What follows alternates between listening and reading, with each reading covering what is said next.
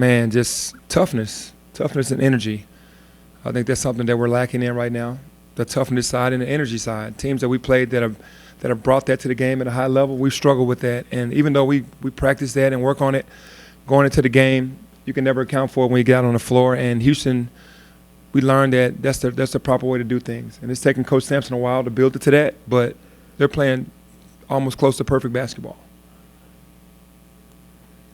What have you thought of the league in general from top to bottom, what you've been able to tell so far? Well, it's what I thought it was from the beginning with the class of coaches that are in this league. I mean, these guys can really coach. And I didn't know all of the teams until the last couple of weeks when I've been watching all the games. But the league is really good. I mean, you just had ECU, who probably didn't have a chance to beat Cincinnati last year. And I don't know if they did, but they beat them this year.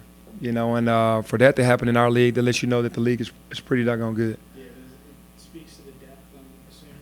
It really does. I mean, there are no easy wins in our league, especially on the road. At home, you got to take care of business and win your home games. But on the road, everybody's playing well at home. So, I mean, this league is really tough. See that you mentioned ECU beating Cincinnati.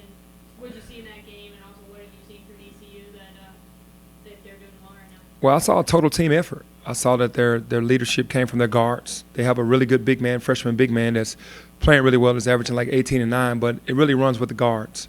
And it's just, Joe Dooley's done a great job of just getting the energy that they had, that you got to have to beat those type of teams. They matched that energy and met that energy and ended up beating a really good team. So I'm seeing it out of ECU. That's going to probably give them a ton of confidence coming in here against us, because we have a lot of loopholes in our games where teams can kind of feel like they can take advantage of some things. And so I'm sure they're very confident coming in here. One of those guards is Sean Williams, who has said he's very familiar with you. Talk about that relationship, if you would. Yeah, Sean, I watched him grow up in the AAU scene around here. He played on a couple of Memphis teams in AAU, and he was always a fierce, tough competitor. And I've always had a lot of respect for his game. And he's doing exactly what I thought he would do in college. He brings energy. He's shooting the ball a lot better than I thought he would, but he's really a tough player. I think he was freshman of the year last year, and he's doing some amazing things at East Carolina. How did the freshman guards reacted? Obviously, they didn't have the best game against Houston. What's been the message to them and how they responded? The message has been toughness, and we got to earn everything. Nothing's going to be given. I mean, it's a tough city because, with the kids that are from around here, Tyler and Alex and also Jeremiah, they have to hear the noise all the time. I mean, Antoine doesn't because he's not from here, but it's a lot of pressure on scoring. And that's not, that's high school stuff. Scoring isn't it. Isn't the only thing you got to do. You got to be able to defend. You got to be able to rebound. It's hard to win on this level, especially if you don't have the energy. And I think the freshmen learned playing against Houston that it's really tough. I mean, not that they haven't found that out in any other game, but Houston, they brought some extra energy on last Sunday. Is it hard for them to accept that when they got people in their ears talking about scoring? Oh, absolutely. Absolutely. As a child, as a kid, when you've been successful, like Antoine has been scoring and Tyler has been scoring the basketball, they feel like that's all there is. And it's our job to teach them and get them better in those other areas, because you keep their gifts. Their gifts are scoring. They can score the basketball. But you have to teach them how to play the way that the team needs to play to win the basketball game. So, of course, that's going to be difficult for kids. You're the seventh fastest team in the country. I think North Carolina's the only major where we're playing faster than you. Is this the pace you envision? Can you be faster? And is this the style of basketball you plan to play this year, next year, the year after that? It is the pace that I envision, and it's the pace that I want to be faster. We can be faster. We're really not sprinting as hard as we need to down the court. We could be faster, which is scary. We scored like 90-plus points 5 games in a row. And we haven't scored. I don't think we've scored under the 70s this year. So I mean, it lets you know that we have some firepower on the offensive end. It's just our defense has to catch up. At what point in your coaching career did you decide this is what I want? I want to be this fast. This is the way I'm going to play. That's the way I've always played. I've always coached. I wanted a fast-paced game to get teams up and down the floor, and I felt like that would favor us. Any team that I was coaching, it also can offset it setting up at all. Kids really don't want to run plays, so the best way for us to not run plays is to run on the fast break. So that's what we want to do. Does it get unorganized at times, or does everybody know? I noticed you've got times where Kareem Bruton will take it out. He's the closest one to it. Yeah. Anybody can do it, just get it. Well, when they score, the nearest guy needs to take it out, and we need to go. When it's a dead ball, we have the 4-man taking it out. We're trying to get it down the court, and we're trying to blast it up. And that's something that I'm proud of, that we can run, but we can get faster for sure. Is that pace hurting you on the defensive side? No, it really doesn't because, you're in shape to play both ends of the floor. That's what you get your team ready for. You want to run because we're small. We're small a lot of times, so you can't set up in a half court being that small. Our speed is going to be our advantage, and you want to run. On the defensive end, we just got to be tougher. I don't think the speed is going to do anything with that. We just have to be tougher. Is it about toughness or is it about rotations? It's all of that. It's about toughness and rotations. The rotations are a part of being tough and understanding the game plan. My staff and I, we talk so much about paying attention to detail, understanding what the game plan is going in, and the game starts, and then half the guys are doing it, half the guys aren't. So a lot of it is game plan, but a lot of it can be made up for with just playing hard, not taking any plays off. Is there a difference between fast and rush, and what is that? Yeah, I think fast is just getting up and down the floor and getting easy looks and easy baskets. Rushed is just taking a bad shot. I think that's the difference because usually when you don't have a fast, we want a fast break every time. You don't get a layup, we want to bring it back out and set some offense up. And that hadn't boded well for us this year because we're actually averaging as many turnovers as we are assists, which is not good. And it's not on the fast break. It's mostly in half court, unforced turnovers. So we got to still keep pushing. We have three-point guards on the floor pretty much the entire game. We should be better at that by now. How much of your offense do you attribute to pace? Are you scoring more because you're taking more shots because you're playing faster? Or is it I would love to take more shots. I don't think we're taking enough. I think the pace needs to be more ball movement. You know what I mean? Ball movement, getting more shots because Houston had 20 more shots than us. That's what you got to have. You got to get the shot attempts. That gives you more opportunity to win the game, especially on the offensive end, to get up and down the floor and then share the ball as well, not get into the isolation mode or no pass shots and one pass shot. So I think we just got to move the ball more. Your defensive lapses, your man seem to lose your man and not get in front of him. What can be done to keep them in front of the man to improve their defense? The bench. I think there's no true test more so than the bench, man. If you're not playing hard, if you're not looking for it, you're going to make mistakes, but if you're just not willing to do it, you got to come to the bench. That just is what it is, man. We're trying to win games. We're teaching you in practice. You go out in the game and you don't do it, okay, we're going to take you out of the game, tell you what you need to do, go back out there, and if you don't do it again, then you come to the bench, and the next day in practice, we're going to teach you how to do it. We're not giving up on you. We can't afford to lose the game because you're behind. If you're not willing to go do extra tape, extra film, ask us questions, do extra work after practice or before practice, then that means you don't want it. was that your mindset at the beginning of the year, or is that something you've grown into? It's kind of what I've grown into because I tried to push them in a direction to where, they can be, the seniors could take over and say, hey, guys, this is what we have to do.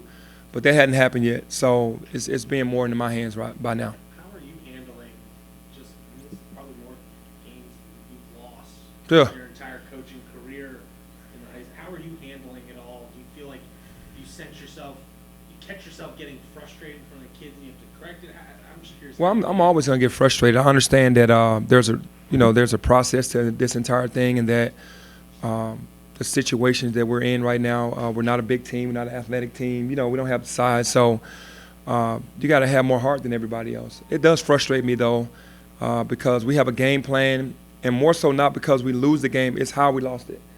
It's like not sticking to what we need to stick to. Our whole game plan was to not let Amani Brooks get 1-3 up. Think about that. So when you go through a game and he gets that many good looks, then it's frustrating to a coach because that's the game plan. Don't let Davis and Brooks get any open threes. We're sprinting back. We went over there for like 2 days. And then you get in the game, they get those threes. So the game plan hasn't been matched with what we're teaching, but that's the frustrating part. Losing the games is also frustrating because I'm so competitive, but it drives me to work harder. It drives me to want to teach more. It drives me to want to study more and to get better for the next game. So what did you, after that Houston, like you mentioned it drives you, like what have the past couple of days been like for you coming off a loss like that? Well, it's been me with the pad, with the bigs for hours straight of nonstop contact and physicality. It's been the guards doing 3-on-3, passing and cutting, moving the ball, setting screens for each other. It's been no plays off, everybody diving on the floor, everybody. If you can't play at the level that we've seen this year that you have to match, the Tennessees, the Houstons, the LSUs when we played at LSU, and then obviously Texas Tech, then those are the teams you're going to have to beat. Then you're not going to play as much. You're going to play, but you're not going to play as much. We only want the guys that are on the floor that are willing to just do whatever it takes to get a win, no matter what. Sacrifice everything just to get the win. One of the things that people say about people who were great players is that they have a hard time coaching because they think, why can't you just do it like I do? Mhm. Is that something you ever struggle with? I mean, obviously you coach players who didn't have your talent all Mhm. along here. How do you? I've actually never struggled with that because I see it for what it is. The one thing that I've struggled with is the energy, having to coach someone playing hard, having to coach effort too much. It's the thing that I struggle with. I mean, I know that a guy's not going to be able to make certain moves or see the floor the way I did or shoot the ball like Mike Miller or any of that. That's fine. But the controllables are you can go out there and play your butt off for as many minutes as you get and not have any wasted minutes, and people aren't willing to do that. That's what I have the problem with. What's it like standing there when they're getting as many more shots as they got? From day one, going to LSU, our whole thing was to be physical, to box out. They're going to come over our backs and hit them first. And it just seems to be that the guys' minds aren't on that. It's on something else because that's what we go into the game with.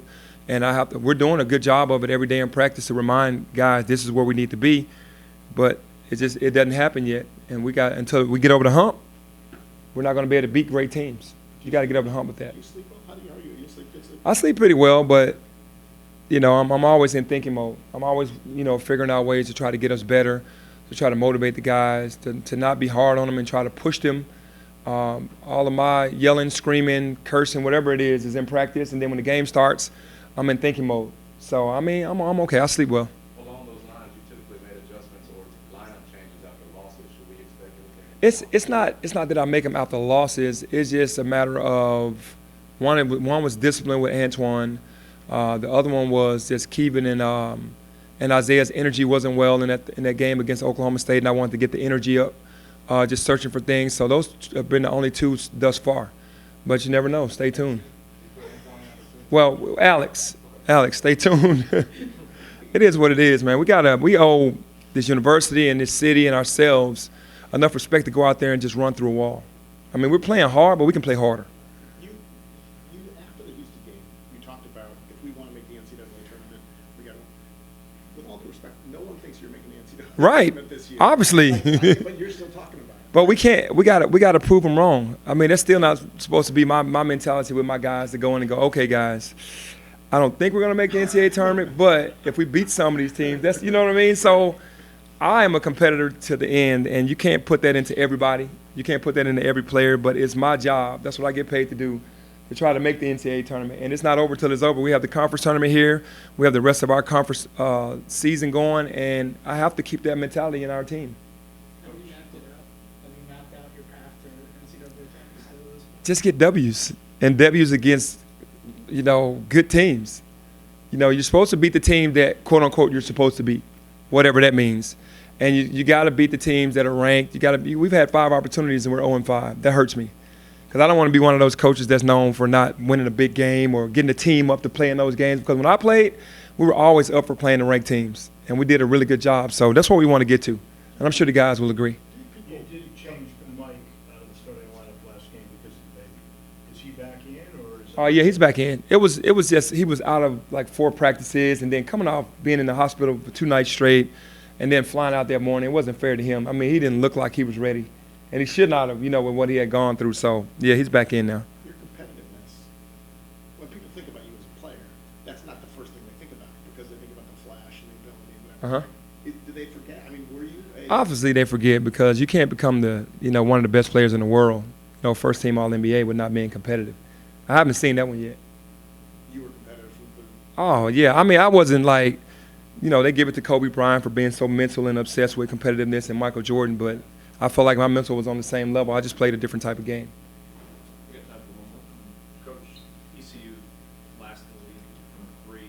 Sean Williams dropped 6 on this team last year. Is it safe to say the game plan is not going to be to allow him to get an open look? Exactly. I mean, Sean this is a home game for him, really. He's from Little Rock. He's going to have a lot of family and friends coming down.